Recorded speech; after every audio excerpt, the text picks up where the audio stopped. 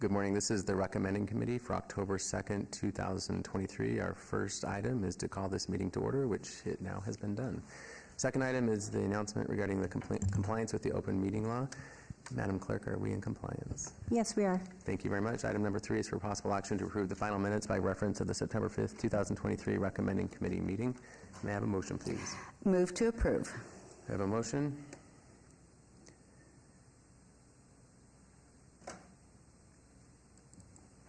And please post.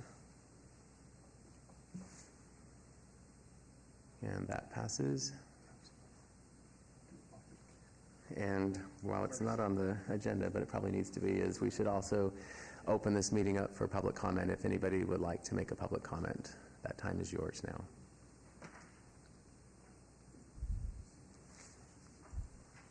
Hearing and seeing none, we can move on to item number 4. My computer's frozen. Mine too, so I think it's... Item number 4 is bill number Item number 4 is Bill number Z-2023-1 for possible action, amends the city's official zoning map by changing the zoning designations of certain parcels of land to reflect and formalize rezoning applications previously approved by the City Council. This is proposed by Director Seth T. Floyd. Mr. Floyd, do I turn it over to you? Mr. Lowenstein. There we go. Thank you. Mr. Chairman, Peter Lowenstein for the record. So this is, as it is written, it is formalizing the rezoning applications that were previously approved by council, and this is a matter of housekeeping, and staff recommends approval. Thank you. And this is a public hearing for anybody who would like to comment on item number 4. I don't have any questions. Any questions up here? Hearing and seeing none, I'll turn it over for a motion. Move to approve. And item number 4, there's a motion to approve. Please vote and please post. And that passes. Moving on to item number 5, which is bill number 2023-19 for possible action, ordinance recreating the City of Las Vegas, Nevada Special Improvement District number 817 in Summerlin Village 29, ordering a street project, storm sewer project, sanitary sewer project, drainage project, and water project within the City of Las Vegas, Nevada, and providing other matters related thereto, proposed by Mike Jansen, City Manager. I'll do that one. I'm going to... Hello, sir. I can turn this over to you for all these other items. Good morning, Mayor Pro Tem and members of council. I am Tim Parks, Acting Program Manager with the Department of Public Works for the record. This ordinance orders the creation of the City of Las Vegas, Nevada Special Improvement District 817 within Summerlin Village 29, which is generally located west of Sky Vista Drive between Sandstone Rise Drive to the north and Village 28 to the south within Ward 2. SID 817 encompasses 324 gross acres in Village 29 and is intended to be developed into a combination of single and multifamily properties, totaling approximately 2,425 allowable residential units. This SID will focus on acquiring and improving street projects, storm sewer projects, sanitary sewer projects, drainage projects, and water projects, paid by the special assessments according to the benefits received by the parcels of land within SID 817 pursuant to NRS 271. The requested developer is the Howard Hughes Company, and staff recommends approval. Thank you, Mr. Parks. This is a public comment period. Does anybody have any comments for this? Hearing and seeing none, are there any questions up here? Hearing and seeing none, I'll ask for a motion, please. I move to approve bill number 2023-19. There's a motion. Please post. That motion passes. And as reminded, that item will be heard on October 4th, 2023 at the next City Council meeting.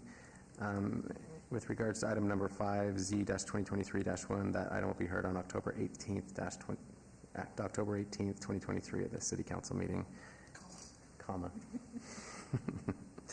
Moving on to item number 7, bill number 2023-21. Excuse me, item number 6, bill number 2023-20 for possible action, ordinance concerning City of Las Vegas, Nevada Special Improvement District number 817, Summerlin Village 29, assessing the cost of local governments against the assessable property benefited by the local improvements and providing other matters related thereto. This is proposed by Mike Jansen, the City Manager. Mr. Parks. Again, Mayor Pro Tem and members of council, I am Tim Parks, Acting Program Manager for the Department of Public Works. For the record, this ordinance is concerning the previously described Special Improvement District 817. This ordinance is, this specific bill concerns levying and assessing the costs of local improvements against the assessable property benefited by those improvements. Staff recommends approval. Thank you, and this is a public comment period for anybody who would like to ask questions, make comments. Hearing and seeing none. Any questions or comments up here? Ask for a motion. I move to approve Bill number 2023-20. There's a motion, please post. And Bill number 2023-20 will be heard at the October 4th, 2023 City Council meeting.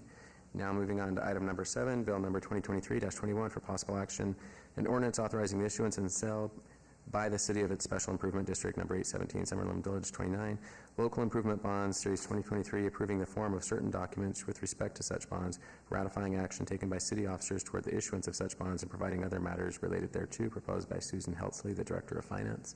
Mr. Parks, I assume this is you as well. Once again, Mayor Pro Tem and members of council, I am Tim Parks with the Department of Public Works. For the record, this ordinance is concerning previously described SID 817. This ordinance is, this specific bill authorizes the issuance and the sale of local improvement bonds to cover the cost of construction of the facilities included in the SID.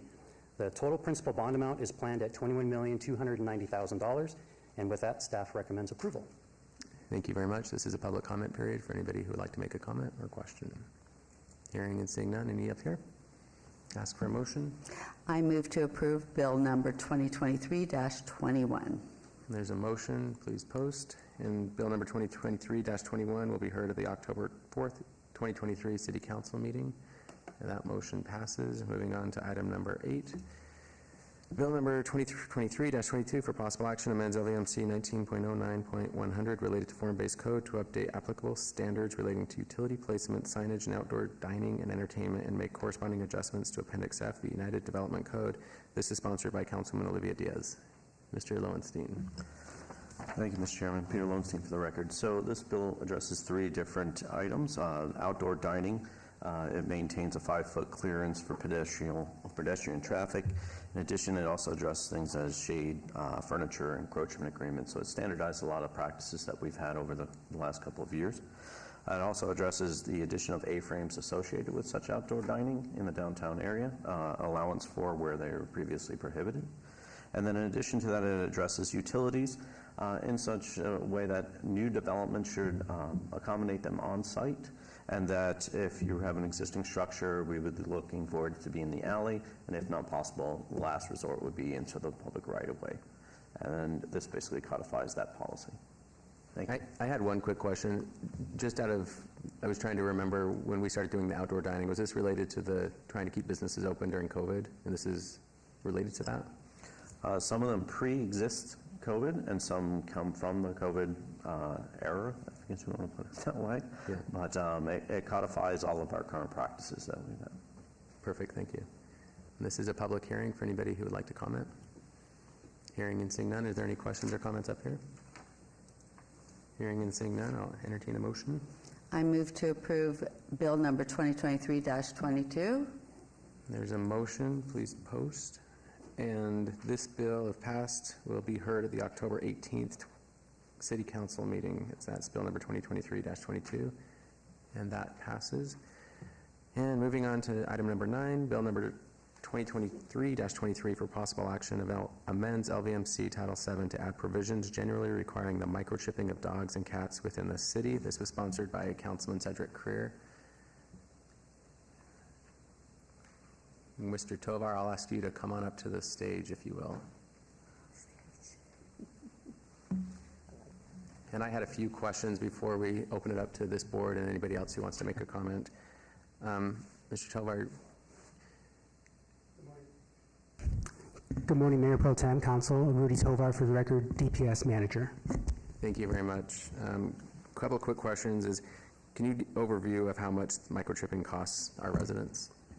The cost at the Animal Foundation is $25, and then at most affordable clinics, it's typically $40. And is there a program to offset the costs? And if so, where does the funding come from? The residents would pay for their microchipping costs for their dogs. There are occasional free microchip events held by some clinics in town, and then there's some language within the ordinance that allows the city to establish one or more programs to facilitate microchipping. So under that aspect, I would request a quote from local veterinary clinics and seek approval through the annual budget process if we were to do that within our wards Thank you. as events. Yeah. Thank you, Rudy. Quick question. Will we be, presuming this passes, do we send out notices to everybody with a dog license saying, hey, our ordinance has changed, you must microchip, and then maybe the place is recommended to go? Yeah, we can do that, and we can put it all on our website, on our homepage, mainly at the top of our homepage, and then that and then probably some media stories will get a little bit of communication out. So my understanding is those who already own animals, when their license comes up for renewal, they will be told that they have to get the microchip because they have 1 year from the date this is approved or whenever it goes into effect to microchip their dog. Is that correct? Yeah, that's correct. There's a 1 year before it goes into effect. So that was my concern. I support this bill. I just have some concerns that people who own dogs and they fall on hard times and then their license comes up for renewal and they don't have the funds right away to microchip them. But, you know, if the foundation is doing it for $25 and if there's some programs where people can get some free microchipping, I think it's a good bill. I had a couple more questions. Are there enough service providers in town to provide all the microchipping? I called over 30 clinics in town, so there is enough. Even though there is a veterinary shortage, there should be enough clinics to handle this. It's a fairly simple task. And then probably similar to Councilman Seaman, my question is, I've had a dog for 15 years. He is microchipped, but my contact information has not remained. So that's how do people know how to update their contact information? Yeah, if you're not sure any of the details for your microchip, when you go to your veterinary, you can ask them to just scan your animal. They'll then go ahead and give you the vendor for that chip that's on your animal, and you can call the vendor, and then they can work with you to get your information updated. If you find us, we can scan your dog for you too. It's not a big deal. Thanks. And then do you just mind walking through the provisions of this particular ordinance? Because the question that I asked in an email was, are there alternative methods to microchipping? Your response was no. And so do you mind just walking through the basic tenets of this ordinance so it's on the record? Sure. So the ordinance here, it takes into account all our breeders, our pet shops, and our owners within the city. All the pet shops, they're already in compliance, so there's really no concern there. It's really just the animals that we're encountering from owners in the field that it would be ideal if those were chipped so that we can take them back to their owner. So essentially, our enforcement would look like if we encountered an animal in the field and we were able to successfully return the animal with the owner, say the owner was looking around for the animal, we just happened to find them within the streets. At that point, we would provide some education so that the owner can get their dog microchipped, because if we don't see the owner on site, the dog is going to go to the foundation, it's going to go to the local shelter, which is already overwhelmed with animals, so that becomes an issue there. As far as the registration of the chip, there's some language in there, and that'll just happen with the pet license, so that'll be taken into account there. And there is the 1 year exclusion that allows us to ramp up our education efforts, so that was kind of a big deal for us. And then there is also where the ordinance kind of sets us up for future success and possibly partnerships in doing microchip events within our city wards, which that would be ideal, so we can help the citizens get their animals microchipped. Those are some of the main things that we found in this ordinance. My understanding is a lot of the language for this ordinance was drafted off of other jurisdictions like Dallas and Houston, which have this ordinance already in place. Thank you very much, Mr. Tarver. Are there other questions or comments up here? And any from the public? This is a public hearing for anybody that would like to comment. Mayor Pro Tem, council members, Nathan Taylor, 8414 West Farm Road. I talked to Mayor Pro Tem about this earlier today. I support this ordinance. I have 3 little Shih Tzus, and those are my kids, and they're all microchipped, and I would lose my mind if I lost one of those dogs, because they are my kids. Since I don't have any real children, they are my kids. I did have a question, though. I was hoping to get some clarification. How does the city track who's already has their pets chipped? Because I didn't hear that explained, so I'm just curious. And again, I support it, and thank you guys. As far as the tracking of who has their animal chip, that's going to all be found within the pet license database. So we're going to be able to identify through that database whether or not the animal is already microchipped. So essentially, anyone that has a license will also be within that database. So that information will all be in there. Very good, thank you. This is a public comment. Anybody else wants to make a comment? Hearing and seeing none, I would entertain a motion up here. Move to approve Bill number 2023-23. There is a motion, and this bill will be heard on the October 18th, 2023 City Council meeting. And please post, and that bill passes. And we move on to item number 10, which is citizen participation. Public comment during this portion of the agenda must be limited to matters within the jurisdiction of the committee. No subject may be acted upon by the committee unless that subject is on the agenda and is scheduled for action. If you wish to be heard, please come to the podium now. And hearing and seeing none, we can move on to adjournment. Thanks, everyone.